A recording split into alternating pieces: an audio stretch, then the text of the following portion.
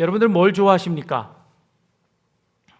웬 뜬금없는 질문이냐 라고 그러실지도 모르겠습니다. 여러분들 식당에 가시면 주로 뭘 주문하십니까? 중화요리를 시킬 때 짜장면을 먹느냐 짬뽕을 먹느냐 늘 고민이지요.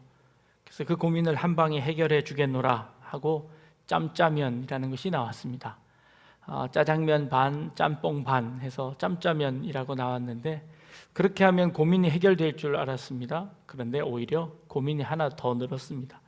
짜장면을 먹을까, 짬뽕을 먹을까, 짬짜면을 먹을까 라는 것으로 선택지가 하나 더 넓혀졌습니다. 뿐만 아니라 짬짜면 중에서 탕짜면, 복짜면 선택의 폭이 훨씬 더 넓어졌습니다. 뭘 좋아하십니까, 여러분은? 하나님은 뭘 좋아하실까요?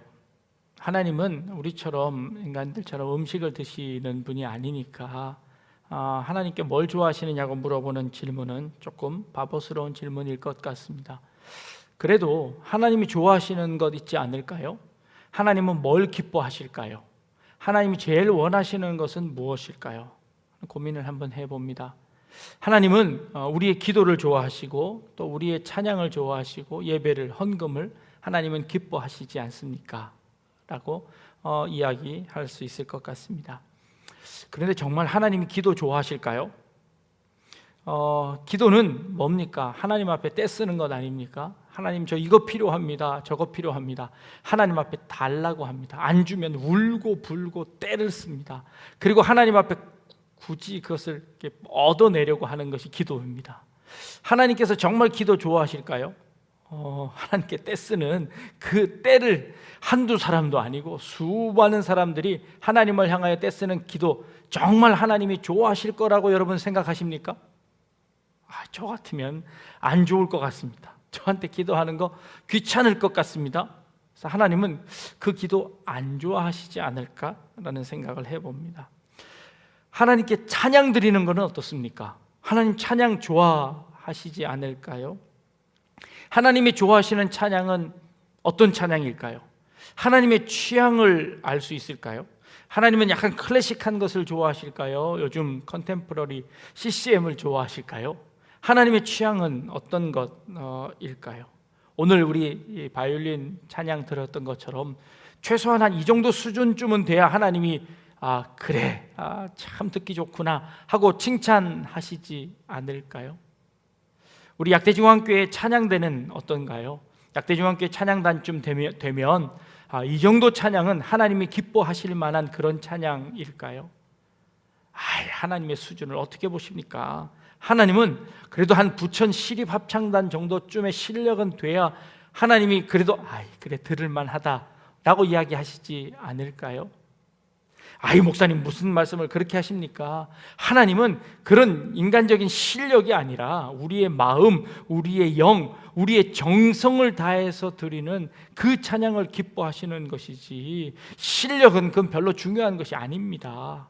네, 맞습니다. 자, 그러면 우리 찬양할 때 연습 조금만 하고 기도에 훨씬 더 많이 하는 게 낫지 않을까요?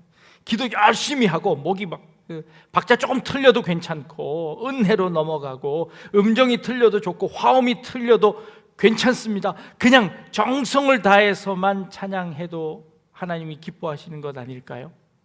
하나님이 그 찬양 정말 기뻐하실까요? 아니면 우리 자아도취일까요? 나만 그냥 신나서 그냥 목소리 높여서 부르는 거지 박자도 안 맞고 음정도 안 맞는 그 찬양 하나님은 정성만 좋아하셔 하고 열심히 부른다면 그 찬양 그냥 나만 좋은 찬양 아닐까요? 도대체 하나님은 뭘 좋아하실까요? 헌금이요? 하나님이 돈이 없어서 우리더러 돈 내놓으라 그러시는 걸까요? 그것도 아닐 겁니다. 그러면 하나님이 원하시는 것, 하나님이 기뻐하시는 것, 하나님이 좋아하시는 것은 뭘까요? 우리가 봉사도 열심히 하고 있습니다. 봉사요? 그렇게 그 봉사해서 하나님에게 이익되는 것, 유익되는 것이 뭐가 있을까요? 그러면 과연 하나님은 좋아하시는 게 도대체 뭘까요? 그걸 왜 우리한테 물어보십니까? 신학을 배우신 목사님이 가르쳐 주셔야지 라고 이야기하실지도 모르겠습니다. 목사가 되려면요 신학교를 나와야 합니다. 신학교 가면 신학을 배웁니다.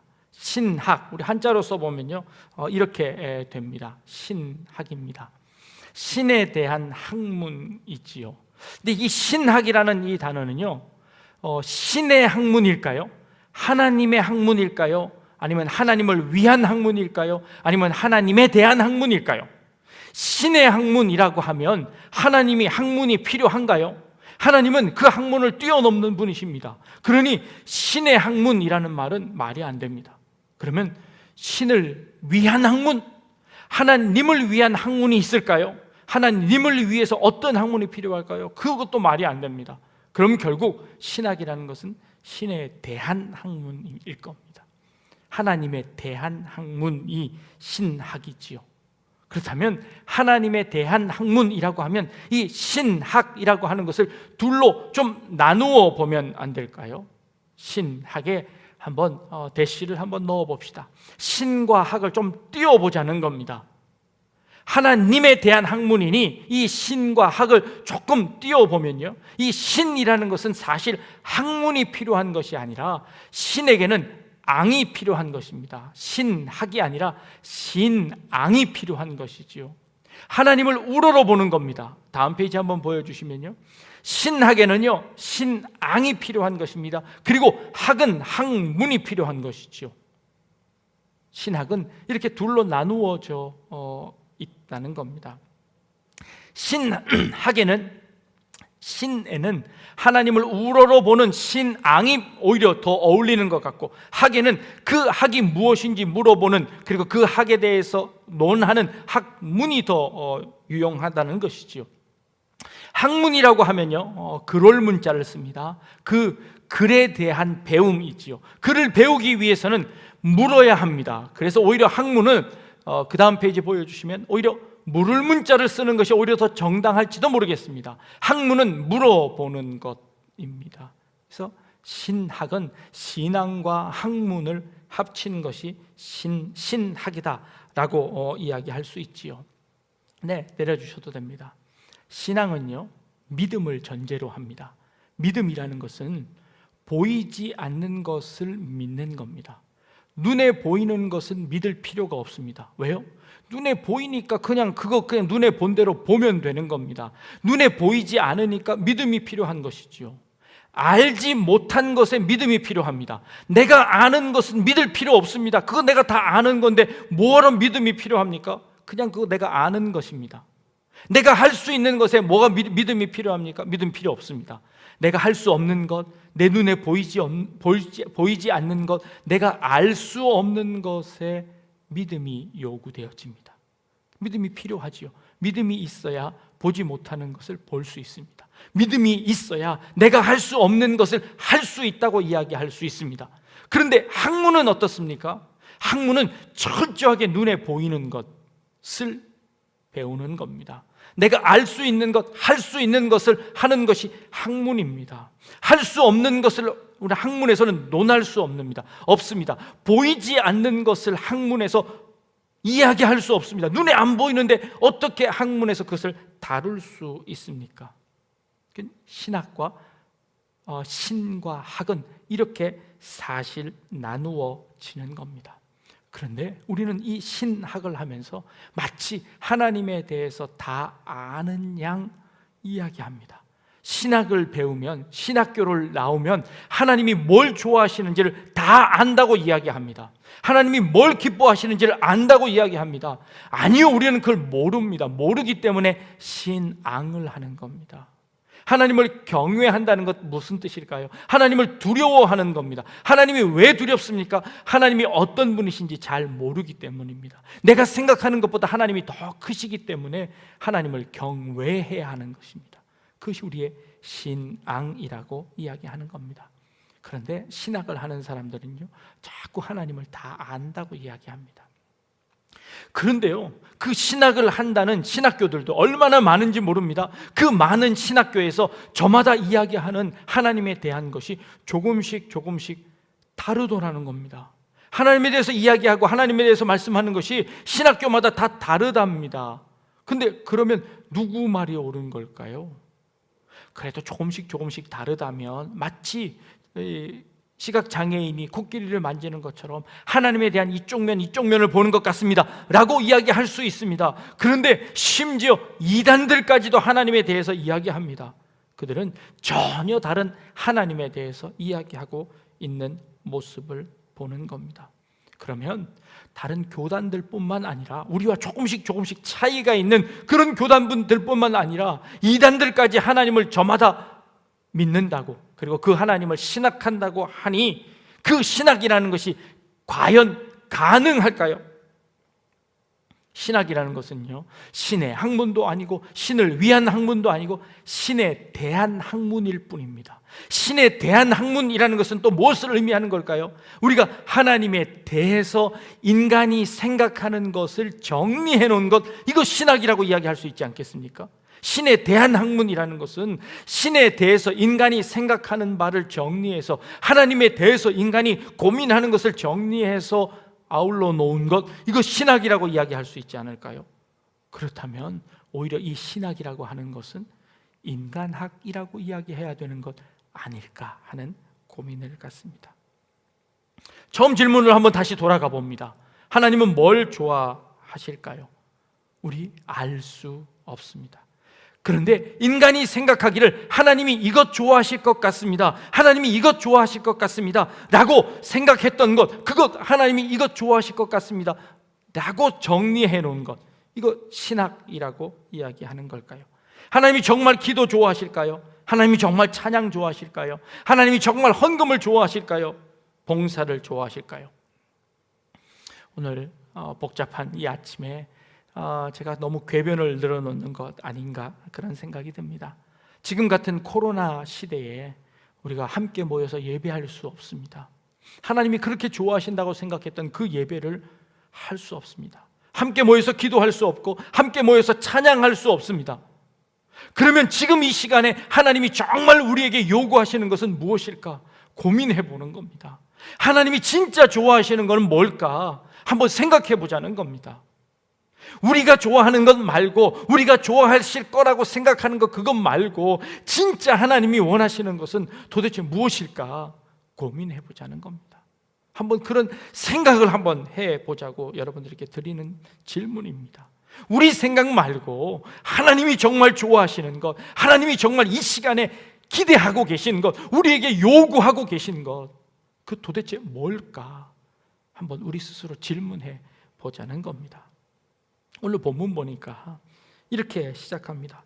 여호와께서 내게 요구하시는 것이 무엇이냐 물어봅니다. 이 모세가 지금 이스라엘 백성들에게 여호와께서 너희들에게 요구하는 것이 무엇이겠느냐, 여호와께서 너희들에게 바라는 것이 무엇이겠느냐, 여호와께서 정말 원하시는 것이 무엇이겠느냐 하고 이스라엘 백성들에게 물어보는 겁니다. 그런데요, 다행히 그 답이 바로 줄지어서 나옵니다. 여호와께서 원하시는 것은 여호와를 경외하는 것이다, 그 도를 행하는 것이다, 그를 사랑하는 것이고 마음을 다하고 뜻을 다하여 내 하나님 여호와를 섬기는 것이고 명령과 규례를 지키는 것이다 라고 오늘 우리가 읽은 본문 말씀에 그렇게 가르쳐 주고 계십니다. 그런데요, 이 말씀을 읽으면서 여전히 그 질문에 시원한 답을 얻지 못합니다. 여호와를 경외하는 것은 도대체 무엇입니까? 여호와를 사랑하는 것은 도대체 무엇입니까?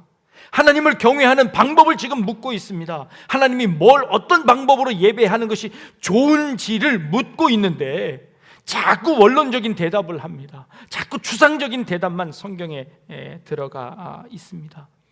하나님을 경외하는 것, 하나님의 도를 행하는 것, 하나님 말씀대로 살아가는 것, 그게 도대체 뭡니까? 라고 물어보는 것 아닙니까? 하나님 도대체 뭘 좋아하십니까? 라고 물어보는 겁니다. 그런데 자꾸 추상적인 대답만 우리에게 하고 있습니다. 어떻게 하면 하나님을 사랑하는 걸까요? 어떻게 하면 하나님께 온전히 나아갈 수 있는 걸까요? 그 도를 실천할 수 있는 걸까요? 모두 다 추상적인 대답들만 우리에게 하고 있습니다. 그런데요, 오늘 읽은 본문 중에 한 가지 아주 그래도 그나마 아주 그 실천적인 객관적인 명령들이 우리에게 몇 개 있습니다. 보니 맨 마지막에 바로 명령과 규례를 지키는 것이다 라는 그런 말씀입니다. 하나님이 원하시는 것, 하나님이 요구하시는 것은 하나님의 명령과 규례를 지키는 것이다 라는 겁니다. 하나님과 명령과 규례는 무엇입니까? 십계명을 통해서, 율법을 통해서 우리에게 주신 것입니다. 그런데 하나님이 주신 율법은요 4,000년이 훨씬 더 전에 주신 그런 율법입니다. 하나님의 율법 중에는요, 돼지고기 먹지 말아라, 굽 갈라지지 않은 거 먹지 말아라, 되새김질 하는 거 먹지 말아라 라는 그런 규례들이 있습니다.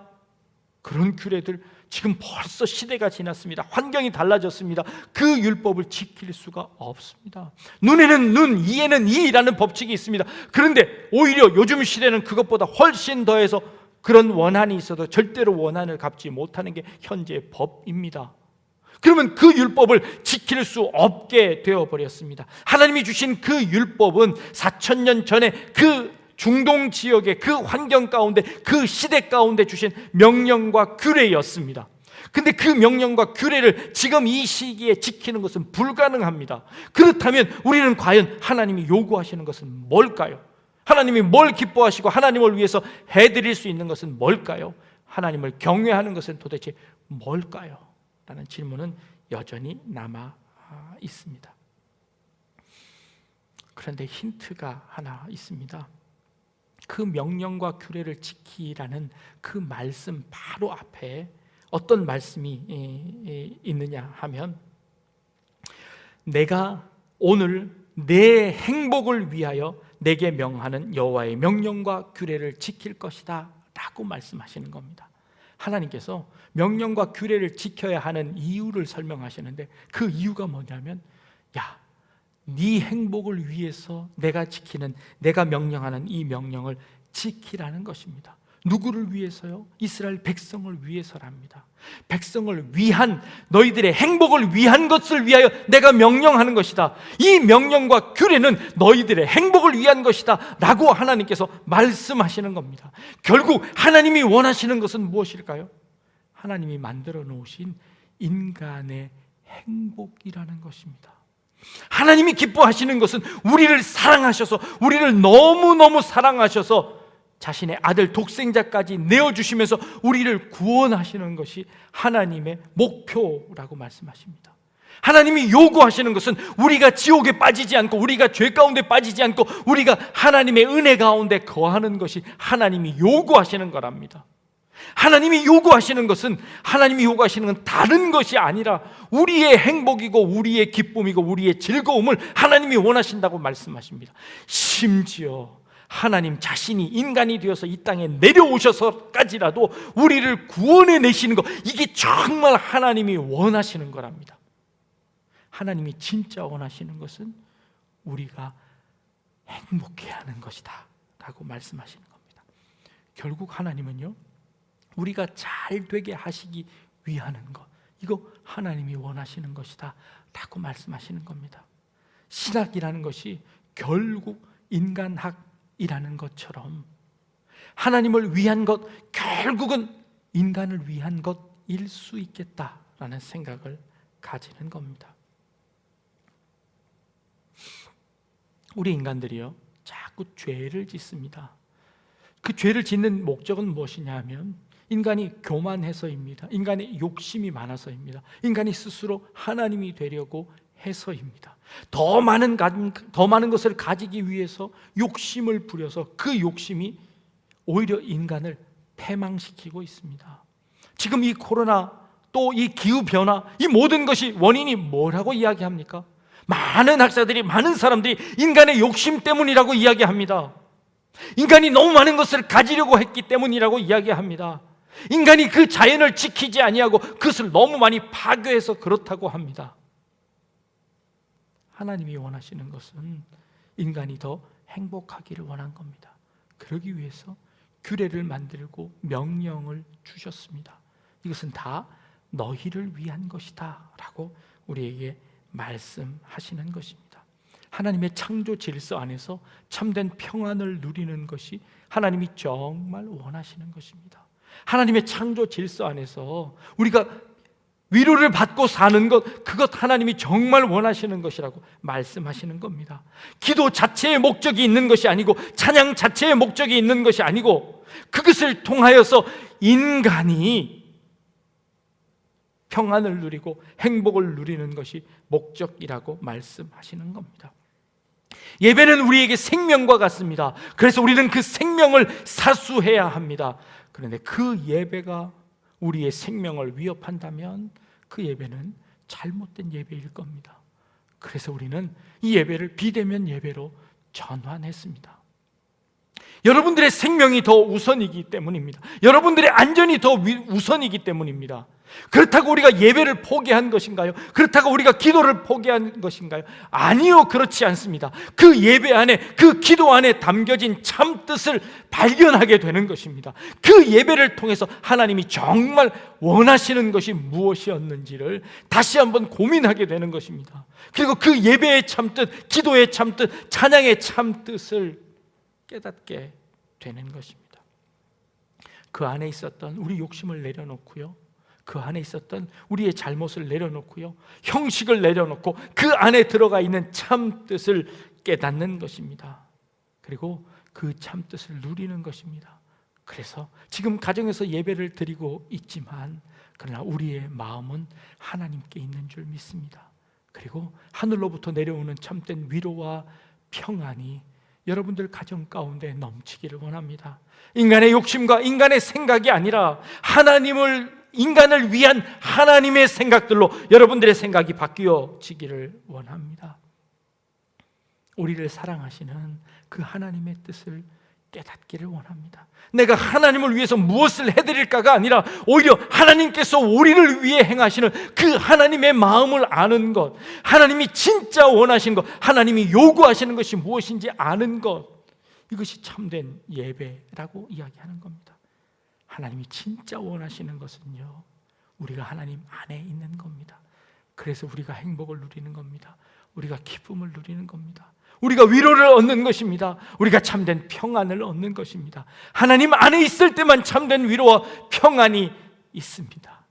그러기에 우리는 이렇게 온라인으로라도 하나님 앞에 예배하는 것입니다. 하나님은 우리의 행복을 위해서 명령하셨습니다. 규례를 주셨습니다. 우리에게 찬양하라고 하셨습니다. 기도하라고 하셨습니다.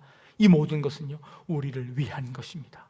우리를 위한 것이기에 우리는 그것을 통하여서 하나님이 우리를 향한 하나님의 뜻을 발견하게 되는 겁니다. 하나님을 경외해라. 경외하라는 것은 두려움 가운데 있으라는 겁니다. 두렵다는 것은 하나님에서 잘 알지 못한다는 것을 의미합니다. 하나님을 사랑하랍니다. 그 사랑하는 방법을 잘 몰라서 우리는 우리 옆에 있는 사람을 사랑해 보는 겁니다. 그 사랑 통해서 하나님의 사랑을 깨닫게 됩니다. 하나님이 이렇게 사랑하시는 거구나. 하나님께서 이렇게 우리를 사랑하셨구나. 그래서 그 하나님의 사랑이 이 땅 가운데 이렇게 펼쳐지는 것이구나. 그리고 하나님의 주신 명령을 지켜냄으로 말미암아 하나님의 사랑을 얻습니다. 그리고 행복을 누립니다.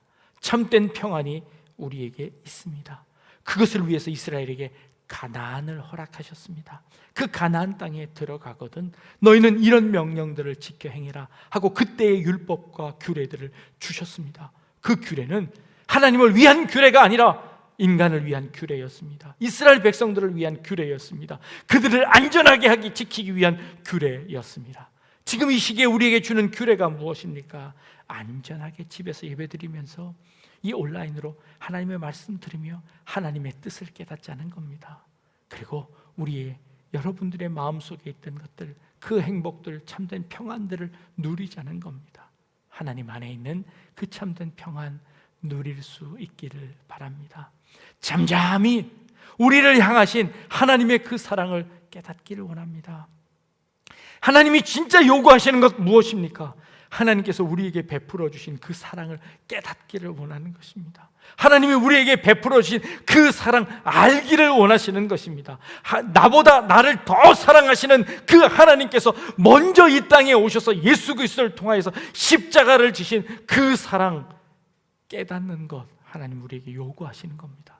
그게 하나님을 사랑하는 겁니다. 그게 하나님을 경외하는 것입니다. 그것이 하나님을 예배하는 것입니다. 그것이 하나님을 기뻐하는 겁니다. 그리고 그 은혜 가운데, 그 사랑 가운데 자유를 누리고 평안을 누리는 거, 이거 진짜 신학이고 신앙이지 않겠습니까? 약대중앙교회에 속한 우리 모든 성도님들, 정말 진짜 이 시간에 하나님이 내게 요구하시는 것이 무엇인지 깨달아. 여러분들의 행복을, 또 여러분들의 평안을 누릴 수 있는 그런 우리 약대중앙교회 성도님들 다 되시기를 주님의 이름으로 축복합니다. 기도하겠습니다. 하나님이 정말 원하시는 것이 무엇인지 저희들이 깨닫게 하여 주옵소서. 저 하늘 보좌를 버리시고 이 땅 가운데 내려오셔서 우리를 구원하신 그 하나님의 열심, 그 하나님의 사랑, 그 하나님의 열정을 저희들이 깨달아 정말 하나님이 원하시는 것이 무엇인지 저희들이 우리의 삶 가운데 누릴 수 있는 그런 우리 성도님들 되게 하여 주옵소서. 어려움 가운데, 고난 가운데, 환난 가운데 있는 분들이 계십니까? 우리를 위하시는 하나님의 사랑을 깨닫게 하여 주시고 하늘로부터 내려오는 참된 위로를 얻게 하여 주옵소서. 이 코로나로 인하여서 너무 답답한 가운데 있습니다. 그렇지만 이를 통하여서 이 자연계를 쉬게 하시고 또 이 온 땅 가운데 참된 안식을 주시는 그런 하나님의 뜻도 깨닫게 하여 주시고 이걸 통하여서 우리가 하나님의 마음을 더 깊이 이해하는 그런 시간들이 될 수 있게 하심도 저희들이 깨닫게 하셔서 정말 하나님이 요구하시는 것, 그것을 깨닫고 또 그것을 누리는 그런 우리 성도님들이 다 되게 하여 주옵소서. 감사드리며 예수님의 이름으로 기도합니다. 아멘.